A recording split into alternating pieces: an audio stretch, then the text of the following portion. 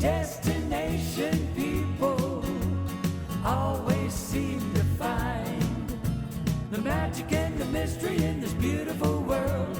Don't get left behind.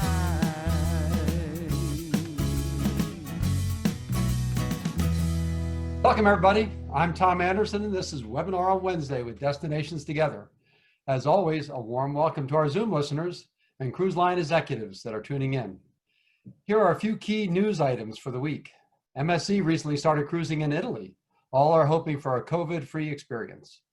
Carnival reported a ransomware attack, which potentially exposed company data.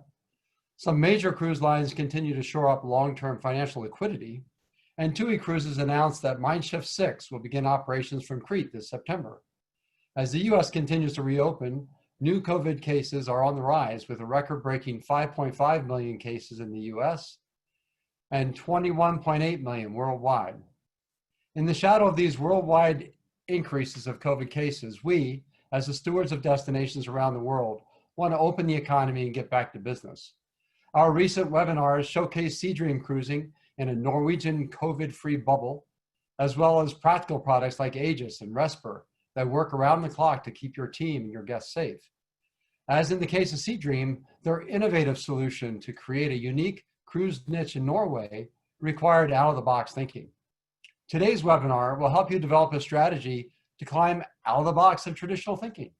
Today, you will learn and see firsthand how this unique IdeaZation brainstorming session is managed, providing you with a foundation of a technique to tap into the core creativity and innovative spirit of your team and stakeholders. I'm confident that you will find today's topic of great value in enhancing the creative process in your organization. In fact, it might serve as a springboard to develop your strategic plan to reopen and help future-proof your business. Today's presentation is hosted by Destinations Together, which is an open platform of relevant information and collaboration to support the tourism industry. It is designed to help everyone connect, collaborate, and hopefully find solutions to bridge the gap until cruise ships and tourism return to your region. I'll turn this over to Larry to share some important information and then introduce our speakers for today's Destinations Together webinar on Wednesday. Thanks, Tom. Appreciate it. We want to thank you all for joining us today.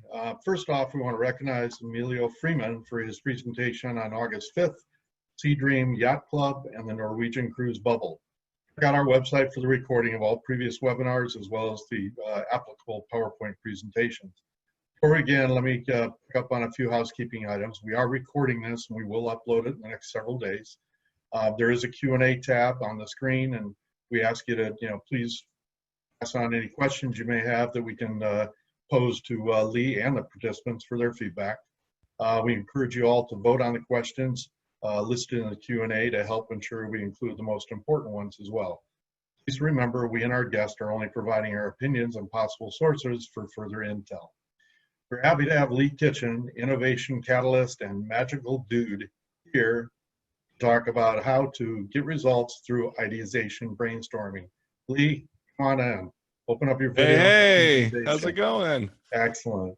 Lee and I have been, we've known each other for over, what, 25 years plus, I think. And a long time, definitely a long time. At Disney Cruise Line. Lee was in marketing, and I was focusing on the operations side. And he and I clashed every once in a while, but it wasn't too bad. We're still friends today. It was all good, though. All in the purpose of the brand, right? Since both of us left the mouse, as we say, we've had the opportunity to work together on some projects using the IdeaZation approach. So very happy that Lee agreed to put this on for us. So Lee, it's great to see you, and thank you so much for joining us today to showcase the creative interactive brainstorming approach called IdeaZation. Awesome, thanks for having me, man. Share your background with us and for those that are on today. And what have you been doing during this COVID-free time?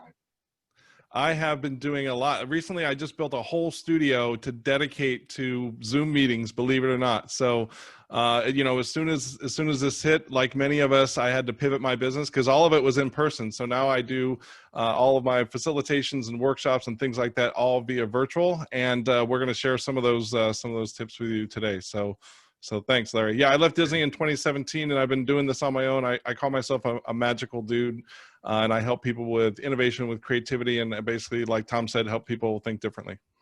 Super, thanks. Great stuff. Before I turn it back to you, Lee, let me share a little bit about the ideation session we had a few weeks back. Destinations Together hosted a group of about 17 participants that participated in a 2-day, 4 hours total mini work session to solve a challenge. And that challenge was, how might we keep our staff, our community, and our teams engaged and supported during these strange and changing times? Lee led the entire group through the IdeaZation brainstorming technique. The session was energized, fun, and highly varied, working at times with the entire group as well as smaller group breakouts to maximize new ideas.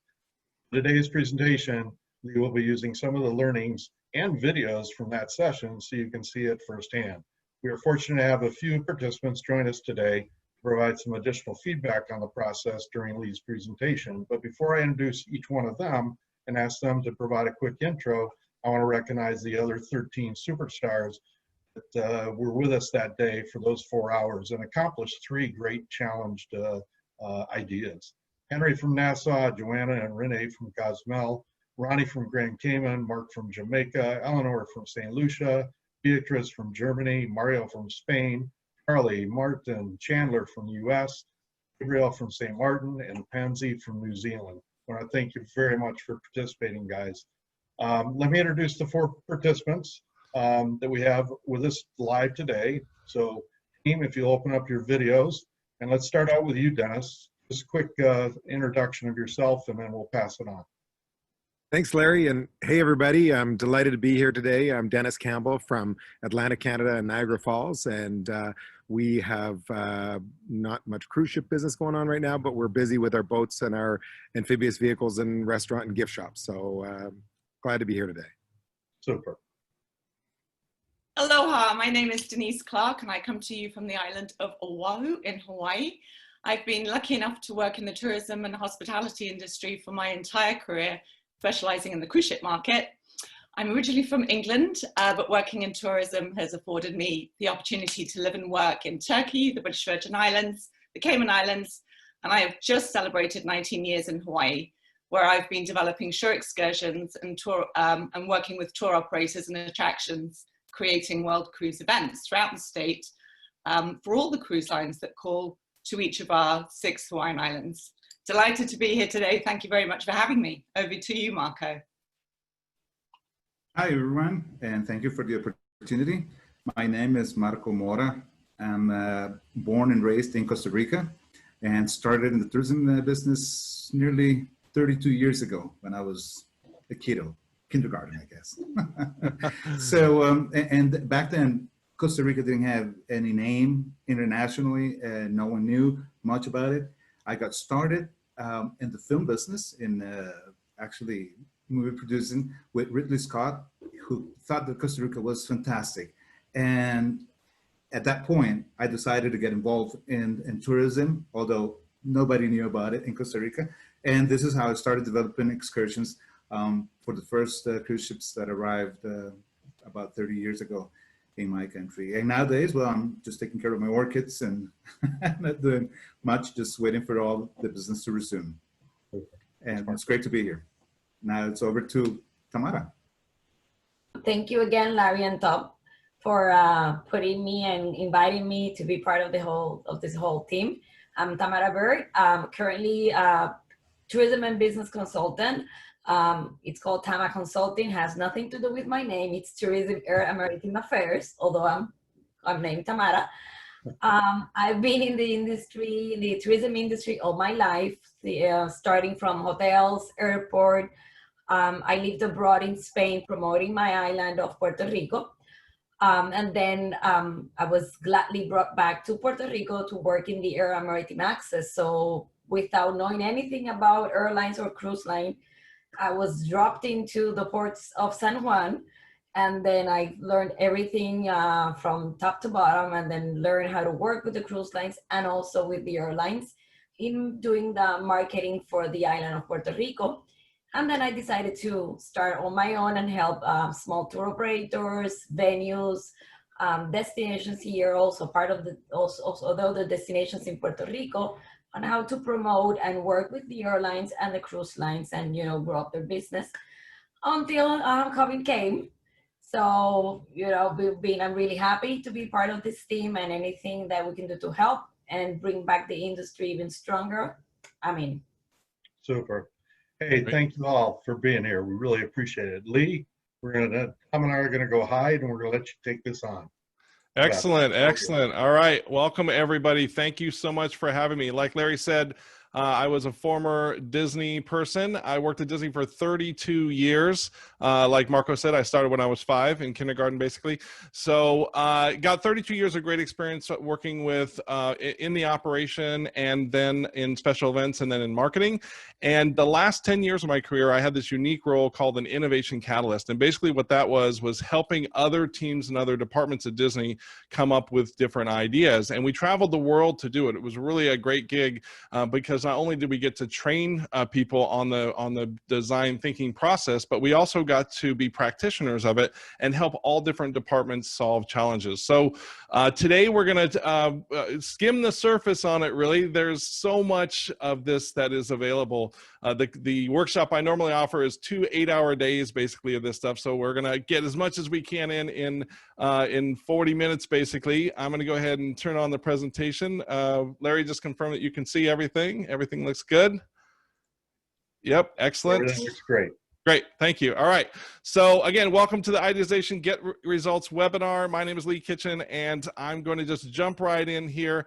This is something I always like to start with, is what I call the rules for today. So it's basically more of like how to be. So here's kind of what I want you to emulate as you're watching us for the next 40 minutes. And I'm going to get everybody to kind of confirm them at the end. I'm looking at my 4 panelists here. They know what I did during that session, so I'm going to recall a lot of that stuff. So for the next 45 minutes, here's what I'd like you to do. I want you to try to be as positive and open-minded as possible. And that is thinking about how a lot of these webinars go, you know, you just don't know sometimes what to do with the information. Well, instead of kind of thinking about it on what you can't do, think about, this might be interesting, and think about ways that you might be able to apply it. So keep that positive and open mind. My next thing is being present and all in. And I ask that because I know for a fact there's a lot of you out there that are multitasking. You're typing a thesis in the background, or you're working on your strategic plan or something like that. You will definitely get more out of this by watching our dialogue and watching our videos for the next 40 minutes. So if you can just be turn that phone over and maybe shut the email program on and be present and all in. The other rule I have is stretch if you need to. Humans are not designed to sit here and stare at a screen all day long. So please feel free to stand up, stretch your muscles out, and then sit back down if you need to. But just make sure you get up and be healthy. And of course, we want you to put questions in the Q&A box as we go along, and we'll get to those at the end. So with my participants here, do you guys agree to be positive, open-minded, present and all in, stretch if you need to, and put questions in the Q&A box? 1, 2, 3. Yes. Yes. Excellent. Thank you. All right. Moving right along. So, finally, of course, do you guys agree to have a little bit of fun today? Because it works better if we have fun. Yes? Yeah. Yeah. Excellent. Yes. All right. All right, so here's how we're going to go about this. We're going to talk about, we're going to define idealization. What does it mean? It's definitely a made-up word. Larry and I come from the Disney world, so they love making up words, and we just took that and ran with it. I'm going to showcase some top tips to you. So I'm going to have you walk out of this webinar today with actual stuff that you can use to change your business tomorrow. And I will make sure that I'll explain those things. And again, you can walk out of here with these 3 things and start using them. We're going to show and tell about the experience that we all had back in June. So like Larry said, back in June, we got 17 people together and actually did this process. And I'm going to I asked our panelists to join us just so they can help us bring that process to life. So I really appreciate you guys being here, and I'll kind of ask them to talk along as we're moving to showcase that experience. And of course, we're gonna answer questions. So let's just get right into it. IdeaZation. It is a remarkable design thinking process that helps companies and individuals create new and novel solutions to challenges both big and small, using a wide array of specialized and collaborative thinking tools. So if you have ever heard of design thinking, there's another discipline called creative problem solving. It's been around for a while. Design thinking has been around since the early 60s. It was originally invented by a guy named Alex Osborne and Sid Parnes. And basically it was a way to think a little bit abstract about the challenge that you're solving. So during my time at Disney, we used a design thinking process we called the toy box. It was just a modified version of the original process. I took that inspiration and added my next 3 years of experience to really create this ideation to really have it pop. We're gonna cover all of the stages of it, but we actually only use the idea part of it in our session in June, and I'll showcase that to you as well. So here is the process. Ideation is usually in 5 steps. And again, when you look at it, if you go to IDEO's website or Accenture and What If's website, you'll see it's kind of similar. The first thing is scoping out your challenge. So before you even get started on solving a problem or creating a new product or something, you really have to scope it out to make sure that you're asking the right question. It's so many times we are dictated our challenges from either our leader or out of necessity, and we just charge right out to start solving them before we really even know what we're solving for. And that can be really detrimental, especially if you spend time, money, and resources, and then 3 weeks down the road, you've realized, oh my goodness, am I solving for the right problem? So making sure that you take time to pause and gather your group together. If you're working with a group of colleagues, gather together, agree on what we're solving for before you actually charge out and solve for it. I call it challenging the challenge. So just spend a little time making sure that you know really what you're solving for. The next step of the ideation process is empathizing. Empathizing is a super, super important part of this process because so many times we make assumptions about what our consumers or what our end users need without even talking to them. So it's really important, again, that you pause for just a moment to basically walk in their shoes, right? So how can you be closer to your consumer and how can you understand what motivates them and how can you really get out there and kind of feel what they feel? It's a really important part of the process so you can keep them in mind the whole time that you're creating new products and new services for them. The next is ideating. Again, that's what we did mostly back in June. And ideating is about once you know about your consumer and once you know what you're solving for, you have to create ways to create ideas to solve for it. So you have to make sure that you invite a good diverse group of people to your brainstorm session. You have to make sure that you're using different tools to make sure you can come up with ideas. You have to articulate those ideas and make sure they really pop. And then you have to kind of report those ideas out and kind of make decisions on which ones that you're going to move forward with. After that is developing. So we did spend a little bit of time back in June on our second day and actually developed and built the ideas that we made. And this is all about making sure that you take an idea and build it up to be bigger, better, and stronger, right? What did you say you wanted to do in the first place? What was your success? What was the context around what you were trying to solve for? Will it fit in your budget? Will it match your consumers' needs? All of that stuff is kind of done in developing to build those ideas. It's also a time when you might have to say goodbye to some of those ideas and put them back in the file folder for later. I always say there's no bad idea, just bad timing, right? So sometimes you have to make hard decisions. And during the development phases when you do that. And of course, implementing is when you take those ideas and get them out into the world. If you look at design thinking out in the outside world, you'll find this is where a lot of prototyping is done. So prototyping as in failing fast and improving as you go along. Apple is really famous for doing that. They usually release an iPhone at about 85% and they prototype and change the software throughout its release. So that is the ideation process. Again, today we're going to be focusing more on the ideating part of it, which is creating ideas, because that's what we did back in June. Here's a great picture of at least 16 of our 17 participants. Everybody seemed to have a really good time. And actually, I'm gonna ask the panelists real quick. So Dennis, I'll start with you. When you first got invited to this session, what kind of things were going through your mind, and what did you think it was going to be before you actually went? Well, you know what, Lee, I wish I could tell you exactly. I just was totally curious. How are you going to take, 17 people from all over the planet and get us to be collaborative? And it was just so unique from any other Zoom call. Your high creativity, energy, fast-paced. It was the first time dancing on a Zoom call, but it that was fun. Remember, stretch it out. That's part of the rules. Well, listen, and then those breakout rooms, they were the key. But you just got us right in the right zone, and it was fun. It was fast. It was creative. It was amazing to see how it all came together. So I really, truly enjoyed it. Cool, thank you, and thank you for let me put you on the spot there. Yeah, it really was an enjoyable session, and I'm going to tell you kind of 3 tips that came that I used in there that again you can use in your sessions too. So let me get back to my presentation here. Stand by. All right, so this is what we were there to solve for.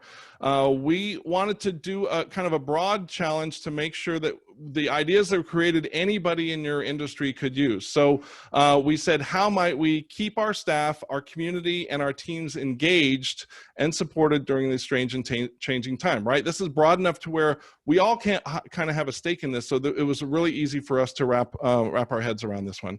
And we also decided that we wanted to judge our ideas later by success criteria, which is really important to make sure that you know what success means before you start solving for the challenge that you have. So our ideas that we created that day, we wanted them to help support our staff, community, and partners.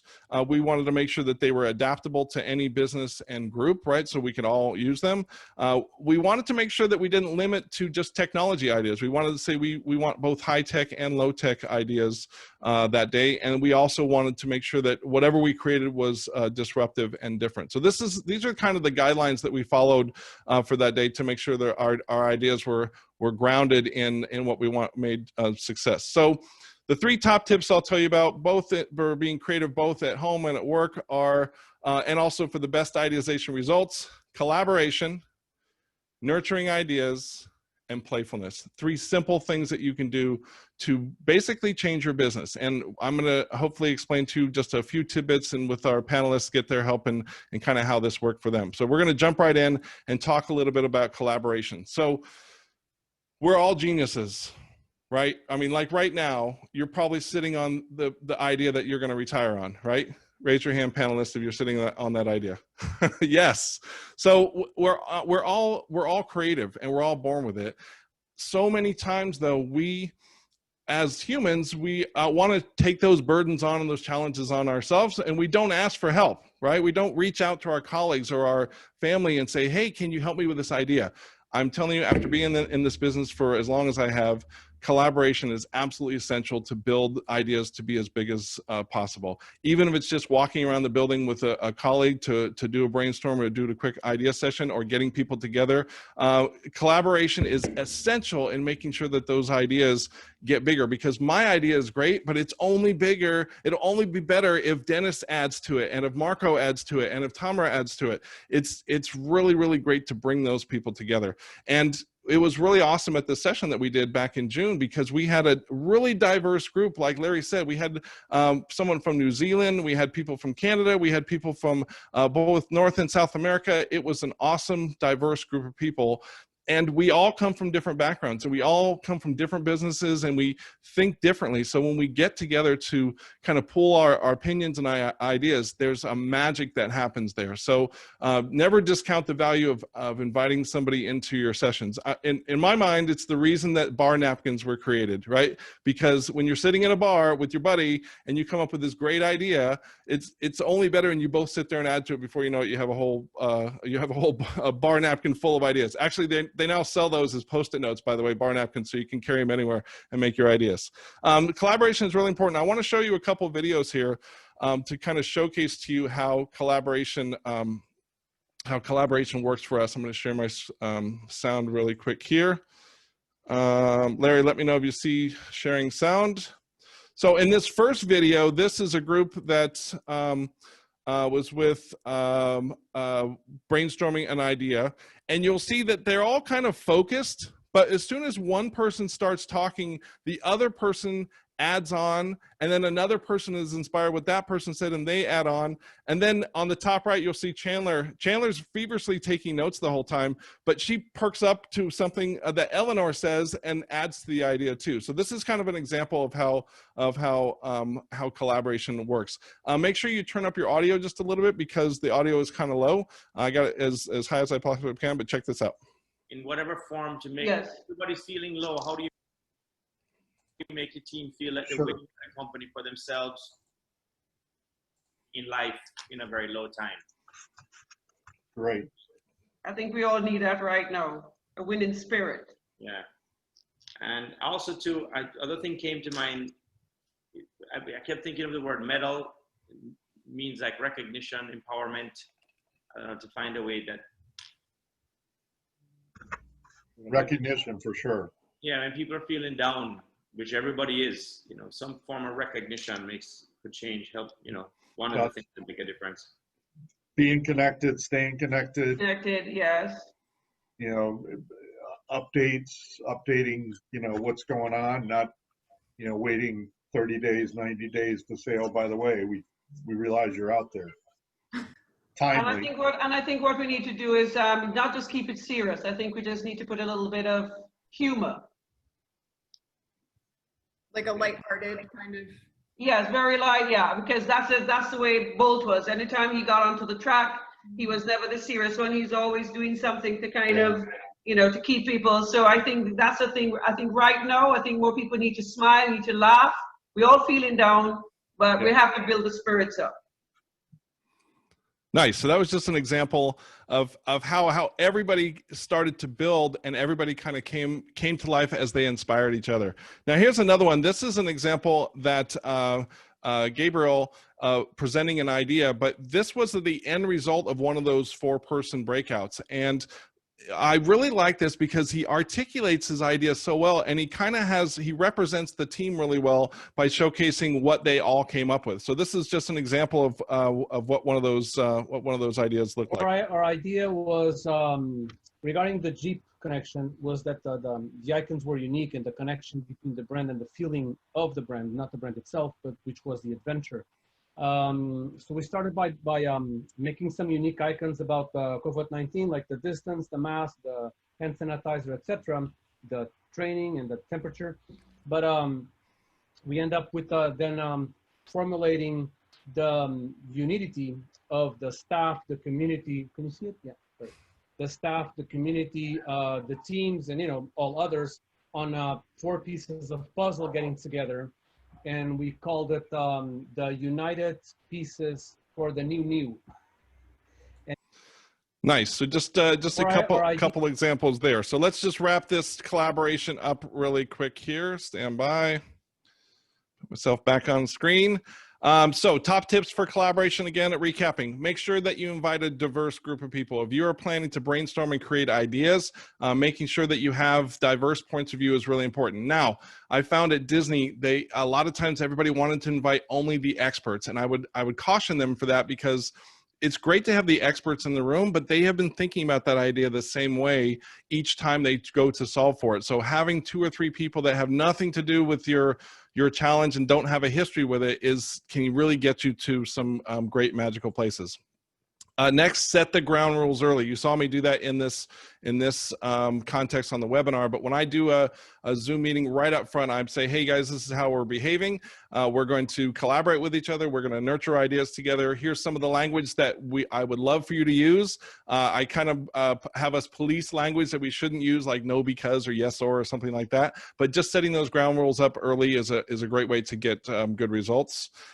Divide large groups into smaller teams. This is also very important. A lot of times when I ask people what a brainstorm is, the scenario that they'll tell me about is this, let's put somebody up at the front of the room with a big flip chart and let's write down a bunch of stuff as people are throwing ideas at it. And those sessions are great for thought starters, but a lot of times they're dominated by the extroverts. And extroverts, I love you out there. I happen to be one of them, but I have to quiet myself a lot of times, because for those of you who identify as introverts, you have great ideas too. So creating ways to make sure everybody feels equal in that aspect is super important. And by taking that larger group and dividing into small groups, we did that at this session. I did breakout rooms with groups of about three or 4, and it was a great way, again, to kind of create that living room / bar atmosphere where you tend to be more creative. Next, make sure you mix up groups often. So if we're having an idea session and you have 20 people, you have a lot of different combinations. And I find that the magic is different between groups. So sometimes the group is really, really on fire and just really goes, and sometimes not so much. So just make sure that throughout the time that you are together, mix those groups up, because you never know what magic might happen. And then, of course, make sure you have a clear and articulated challenge. in the form of a how might we question. I always start with how might we because that seems to offer up a lot more solutions. So make sure that that is articulated before you even get into a brainstorm session. And those are top tips for collaboration. We're going to jump right into nurturing ideas. So nurturing ideas is really interesting because, and I'm actually going to go back to the full screen really quick here because I want to see my my participants' faces here. But I want you guys, my participants here, I want you to give me the look the last time you had what you thought was a great idea and you told it to your best friend, a work colleague, somebody in your family. Give me that look that they gave you back. Give me that look. Yeah, Denise, good one. Dennis, yeah, exactly. And a lot of times we do that inherently. We don't mean to do it, right?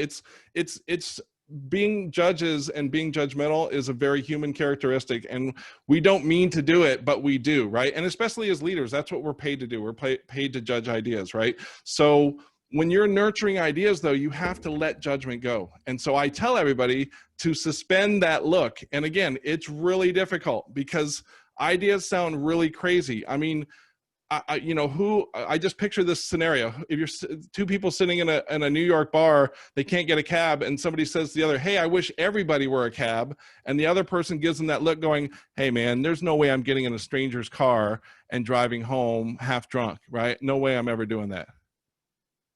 What's that called? That's called Uber, right? So again, we just can't help ourselves, but when we're creating ideas, it's super important to kind of put the rule on nurturing instead of squashing ideas. And we do that through language. So when I take people through this in sessions, I actually get them to practice what it isn't first. So I ask them to come up with a big idea for a party, and then the other person is gonna know because all the ways that we couldn't, shouldn't, or wouldn't do that party. And it's really funny because some people really struggle with it because they love the idea and they want to build on it, off of it all the time. But some people, it comes really naturally. Like I found that Disney came really naturally to my HR friends, to my finance friends, to my operations friends. It came really easily to say no because you know, you've been there, done that, and bought the t-shirt. You know a million different ways why we couldn't do an idea. Check out this video from my buddy Martin here. Let me put my presentation back up. My buddy Martin, and I asked him why it was so easy. Listen to what he says. Martin, tell me a little about that. Why do you think it was easy?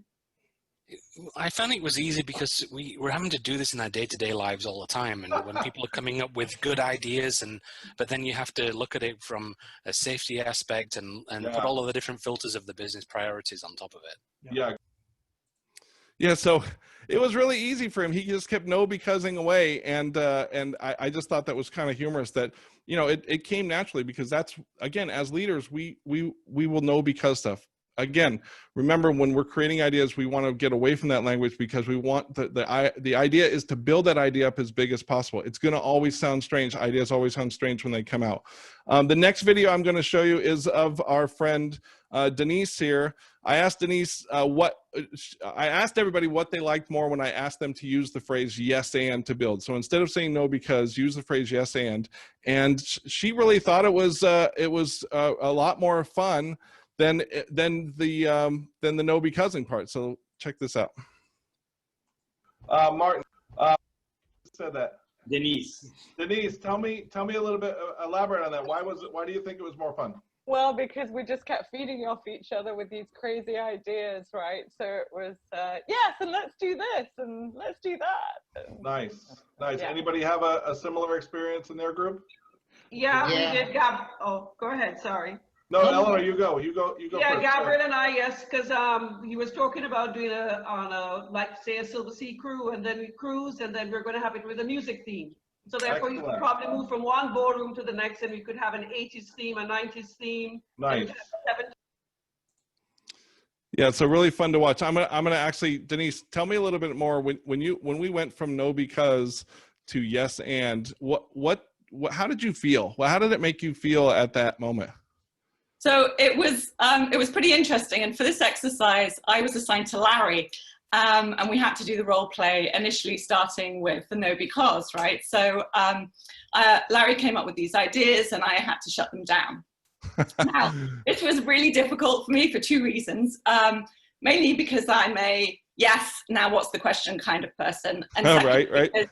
I've spent the best part of the last decade listening to Larry's audacious ideas in his role at Disney and saying, yes, and making it happen, right? So you can imagine my comfort level with this role play was really out of character, I think, for both of us. But anyway, joking aside, it was a great exercise that reminded me to dissect my own ideas and be my own devil's advocate and to ensure a greater success for the idea. And I think the yes and is a great tool to get creative juices flowing within a group brainstorming session. It was fascinating to contrast the two methods and really understand the power of yes. Yeah, great. Thank you for that. And I do find that in the sessions that I do when I ask people feedback, a lot of times that yes and is residual in their organization. So people will yes and each other by doing the cube pop-up or in Zoom meetings or something like that, because they're now self-conscious of the many times that they know because. So again, if you're setting out to creating ideas, it's really important to put no because aside and use the yes and build on ideas. You can always bring down an idea that's too big for your budget or something like that, but it's hard to build up those small ideas unless you use language to do so. So we're going to move right along here. Stand by, get my video back. All right, so the effects of nurturing, really, really important. The first one is it helps you suspend that judgment, which is difficult. Again, just pressing the pause button on that look when you're creating ideas is very, very important. It fosters positive thinking. There is a lot of creative problem solving research that's around positive thinking and the importance of it when solving problems and thinking about different solutions for problems, both personal and professional. It helps provide stimulus. Now, this might be a new word to some of you, but stimulus is all about making connections in your brain. So if your brain operates in the conscious and subconscious level, there's a little doorway that acts as kind of an opening gate to get into that subconscious that you don't use when you're really, really busy. You're in a thing I call beta brain mode. And so it's hard for you. It's like, I'm too busy to think, right? So making sure that you open up that doorway is really important, because then that's when you come up with the ideas. And it's really apparent if your boss sends you into a conference room and says, hey, don't come out of that conference room until you solve this problem, and you get into the conference room and you look at the walls, you're like, I got nothing, right? So greenhousing and nurturing, again, helps you guys go back and forth and helps kind of stimulate that part of your brain that will make those connections. It helps totally create idea volume. And like I said before, making sure that you create as many ideas as possible. If you're dedicating time to brainstorm and to go through the ideation process, we have to make sure we create as many ideas as possible, because we're only going to pick one, but we want to have plenty to choose from. I use the metaphor of a photographer. So when a photographer does a wedding, they have to take 1,000 pictures to maybe get 15 good ones, right? So you have to make sure that you have plenty of volume when you're brainstorming. And then it encourages more fun and playfulness. Also, science behind that. Playfulness is super important to, again, open that doorway between your conscious and your subconscious to get at all of the things that you have, all of the connection points that you have access to. So making a playful environment, especially when you're creating ideas, is really important. And a lot of people joke about it. I get from my own family, when I come back from a day at work, they're like, did you put a bunch of colorful pieces of paper up on the wall? And I'm like, yes, I did. And we do that for a reason, because when you walk into a stark conference room to see multicolor Post-it notes all over, it's automatically different and makes it a little bit more playful. And playful, don't be scared of the word playful. So a lot of times in business, the word playful has a connotation to being irresponsible or not doing your work or goofing off, right? And I'm not talking about having a ping pong table in the office kind of playful. I'm talking about just creating playful ways to amp up these kind of sessions. Playing music in the background, super simple. When we were in our session last June, we had music coming in and out of the breakout rooms, something just a little bit different to get everybody going. Dressing casual, now that's in the we're actually going to work environment. We're all kind of dressing a little bit more casual because we're working at home, so that's pretty much easy. I also do energizers. I usually start out every session with a fun and different energizer. We're going to do one in just a moment to kind of showcase that, but it's a great way to get people into that right brain state. Again, when you come into the meeting, you're in what we call beta brain mode. We want to get you into that amazing, what I call amazing alpha, which is has that doorway open to your subconscious. So the last one here we call playfulness. And again, playfulness, really important part of brainstorming, being a little bit more playful, having a lighter touch, just like I talked about. So I'm going to demonstrate this with a energizer. This energizer is from the world of improvisation. So we're going to do just a quick improv game. And the reason that being playful is so important is it helps drive stimulus, and that stimulus helps you make connections and helps you build off ideas with friends. So I'm going to ask my panelists here for a couple volunteers. Do I have 2 that will volunteer? Excellent. Tamara and Marco. Excellent. Okay, so this is an improv game. It's a storytelling game, really. And so Marco, I'm going to ask you to start. And what you're going to do is you're going to tell a story. And you're going to start that story with a funny thing happened to me on the way to this Zoom. Okay.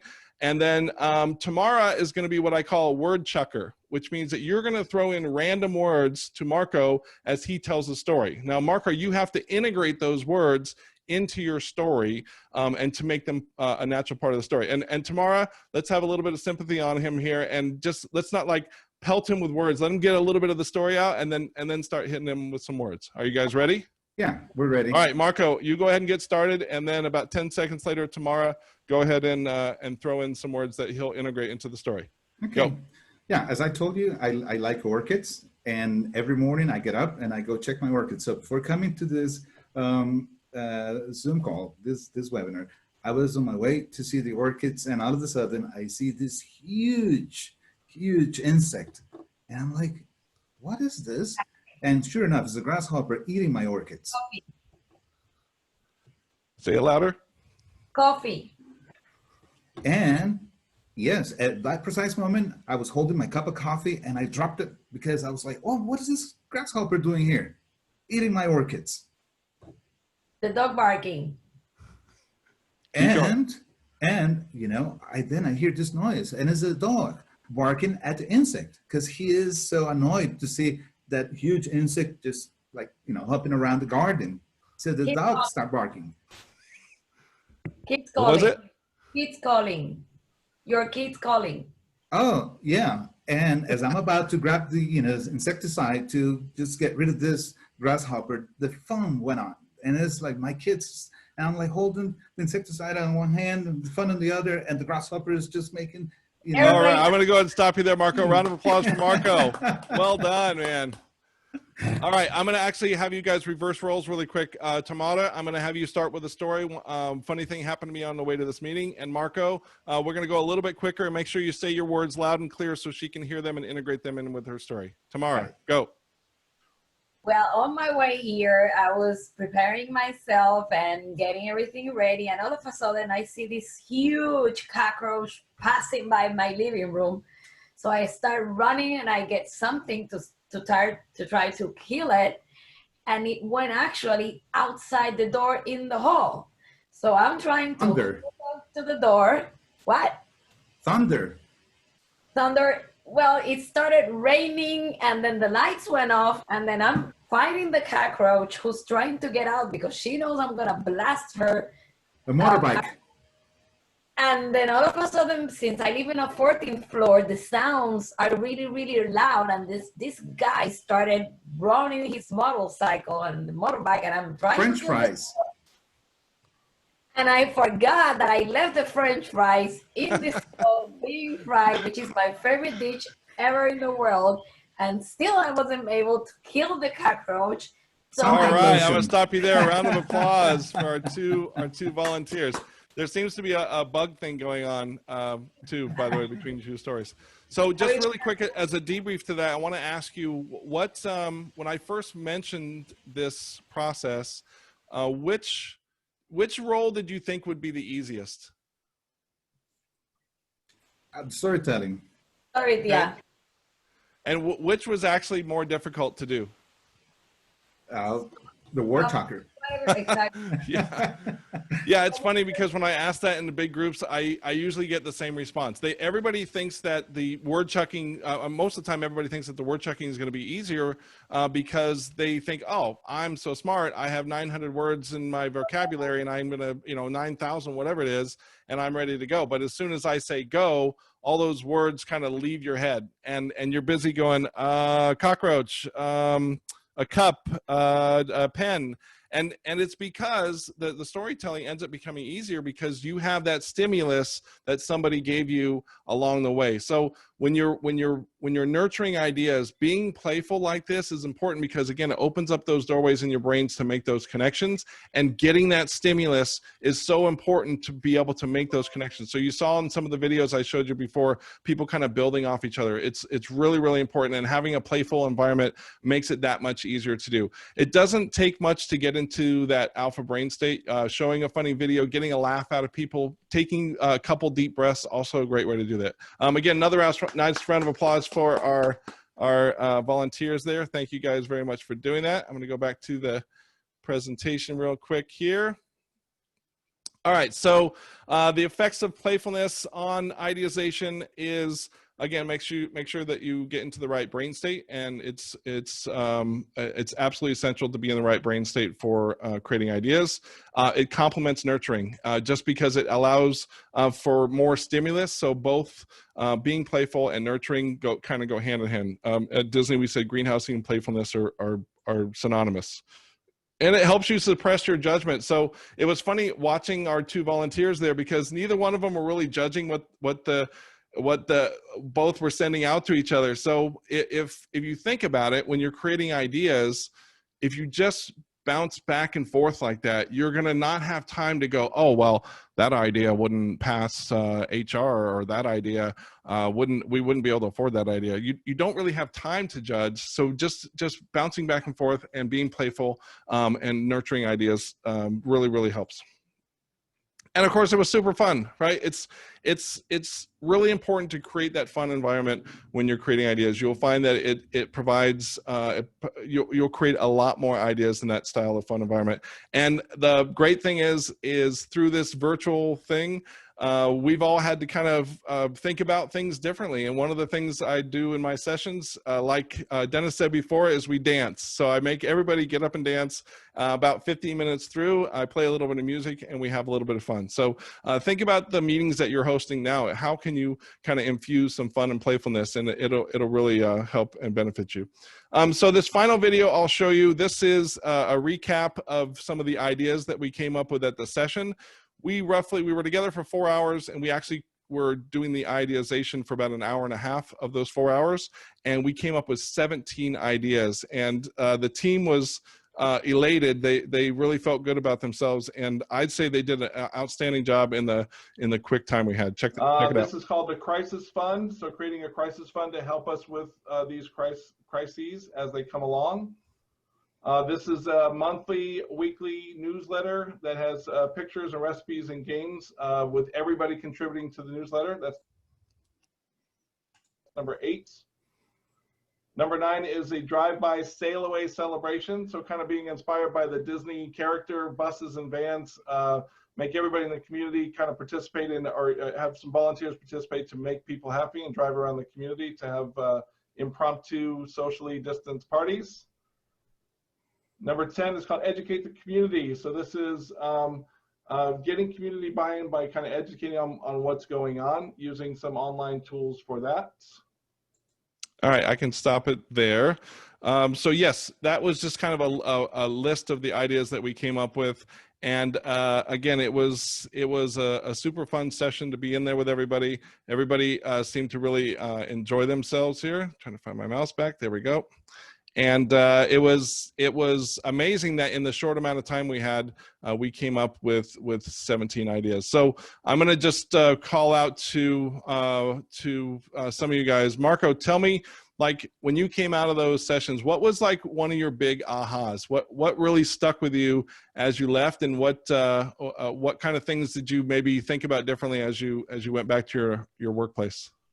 Well, you know, Leah, as you said earlier, the fact that we had people from all over the world and different cultures, different time zones, different languages. And we managed to get all together in smaller groups, and then we swap groups and people, and yet we all came together and came up with the ideas.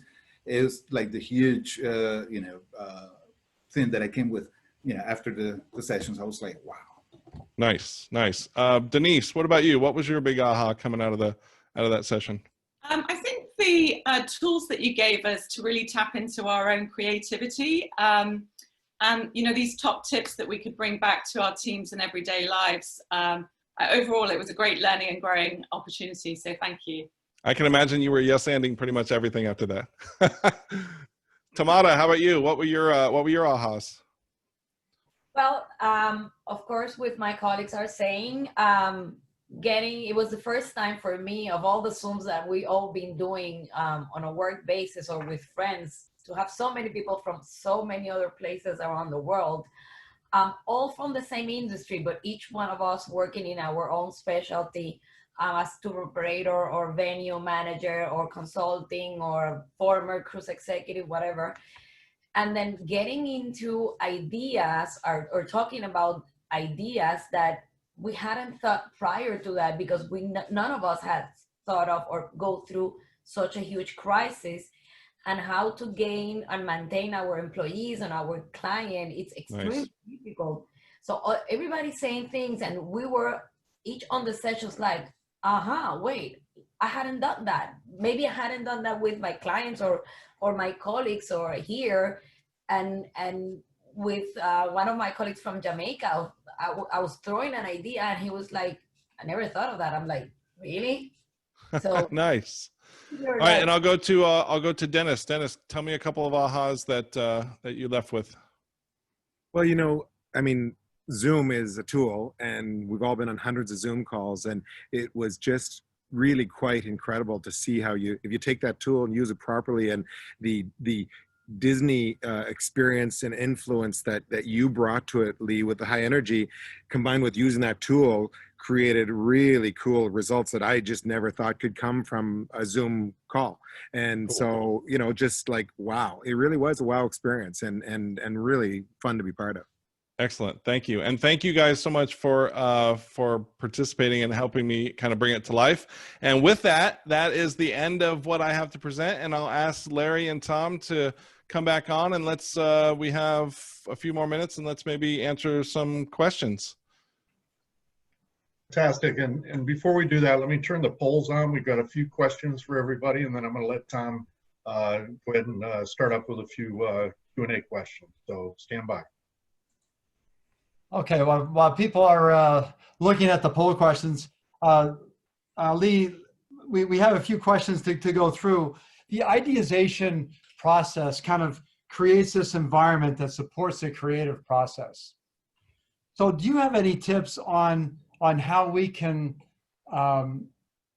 try to create this environment that supports the creative process in our day-to-day business? Because if the business doesn't support the creative process, you don't have the new ideas, you don't have this kind of sizzle and energy that we saw in these sessions. Yeah, I would say one of the main thing I say is try to make creativity a habit. And I know that sounds like opposite of what a lot of people think creativity is an epiphany, right? And or we just take it out of the box when we need it for a brainstorm. But I say infuse creativity into everything you do. And as simple as, again, if you decide that you're going to sit with a friend and create ideas, let's turn off the judgment and we agree right now for the next 15 minutes, we're going to do nothing but yes and each other to build ideas, right? So just trying to make it a habit and keep it simple. Just start simple. Just by changing one or two things can have big results. You don't have to solve world peace on your first attempt, basically. Yes, and this is why the bar napkin works. Yep. It's exactly right. You got to go get a stack of them now. Another question, how do you do this idea thing as effective as you can, but virtually? I mean, because I assume that you first were doing this in person in groups, and I can see when you're in person, certain aspects of it are much easier. How do you do it you know, you're doing it virtually here, but is the process wildly different virtually versus in person? This is very comparable to translating a brochure. So back at Disney, we would just translate the contents of a brochure into another language, but not look at the nuances on what the brochure said. So we end up changing that to what we call transcreate. So as I got to thinking about translating the in-person and physical stuff to the virtual stuff, basically the same principles apply. Let's get together and acknowledge everybody in the room. Let's make sure that we agree to how we're going to behave today. I would do that in a session. I would ask everybody, hey, we're not saying no because if you do, I want you to stand up and go, I have failed, or something fun like that, and create kind of that fun environment. I make sure that that I break people out into small groups. Zoom has a great function called breakout rooms where you can send people into that smaller groups, again, creating that more bar-like atmosphere, and then bringing everybody back for report out. And at the end, making sure that we all celebrate the stuff that we created. Super simple. Here's a question that's probably a little bit delicate, not in this environment, but maybe when we go back to our offices. How do you encourage creativity with leaders and colleagues that maybe aren't really all that creative, or maybe they don't feel that they're very creative? I would remind them that somehow they got dressed in the morning. So it requires creativity to do just the most mundane tasks sometimes. So, and again, it's small baby steps. The yes-anding thing and the colleague thing is a great way to start. Hey, do you mind, before you judge this idea, we'd love to take you through the journey first, and then we'll have you judge it. Like when I do my presentations for pitching, I usually walk the leaders or the stakeholders through the entire process. I take them on the journey so they know how we got to the very end. And one of the key components of that journey was the empathy that we have with our consumers. And it's funny watching the light bulbs come on as you're taking them through that journey.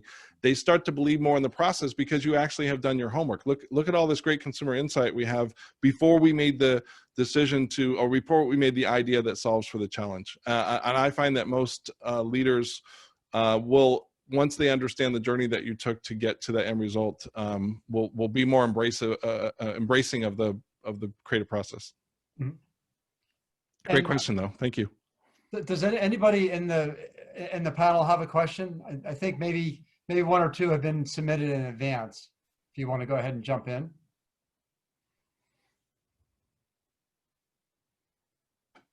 Anyone? Yeah, I've got one for you, Lee. Okay. So Lee, and it was great. We got a lot out of it. And I think we all agree that we need to adapt and change our business models to survive. There seems to be an opportunity to get creative and look for unfulfilled sort of needs that are arising from our current situation. So how would you go about helping businesses decide where they need your services and why this has value, especially in light of the lack of revenues? Companies may be hesitant to invest right now. What would you say to them about the value of this, especially now? So I'm finding that a lot of my clients are basically asking me to help them emerge. So it's like, here's what we used to do. Here's what the situation has caused. And now that we've taken that journey, let's emerge on the other side with something different. So I'm doing a lot of kind of emergent thinking ideation sessions or IdeaZation sessions where I kind of get those, put those two things together. So what were we good at? What are we still good at, and what do our consumers need now? And now more than ever is the time to really look to your consumers' needs and really see what they're asking for and what they need, and think about those alternate ways of adjusting to be able to meet that need. Uncovering that need first is kind of what I'm helping a lot of different companies now, kind of realizing what their consumers' new needs are and kind of answering that with products and with innovations. Good question, though. Thank you, Denise. Excellent. Dennis, you look inquisitive. Yeah, well, you know what? I am, thanks. And I guess I would ask the question, Lee, you know, it's a time where people generally are preserving cash, they're not spending. This process, having gone through it, I can say there's no question there's value to it. But I'm sure there's many people that are listening in today or watching that are wondering, you know, I'm not spending. Where is the ROI? What's the, you know, is there any kind of I realize there's never any guarantee of an ROI, but being the magical creative dude you are, do you have, is there creative ways to help people to, ensure there's some sort of ROI at the end of the process? Yeah, I reiterate again, is if you're fulfilling a need of your customer or your end user, there's going to be an ROI, right? And it's hard to see that, but listen, like right now, I've written a couple keynotes on listening, on basically active and generative and empathetic listening, just to make sure that we're hearing, because again, we're probably making assumptions about what's going on based on what we're hearing and the media, et cetera. So really focusing on getting those key insights from your consumer and doing an asset inventory, right? What are all the things that you're good at, and maybe what are things that you are good at but haven't really done yet before? And now's the time to, I said the phrase earlier, no bad idea, just bad timing, right? So anytime you have a good idea and it's not working, put it away, because at some point you need to pull that idea out again. So yeah, just make sure we're listening to your consumers, identifying that need, and the ROI comes in if you fulfill a need. Thank you. Good question. Excellent. Thank you. I mean, we're already past 3 o'clock. I can't believe an hour has gone like that. That was fast. I will turn it back over to you. That was awesome. Thank you. Great. Mara, Denise, Marco, what great fun. And can't thank you enough for, being here live, going through this approach with Lee. Lee, what can I say? You're the magical dude. Thanks, man.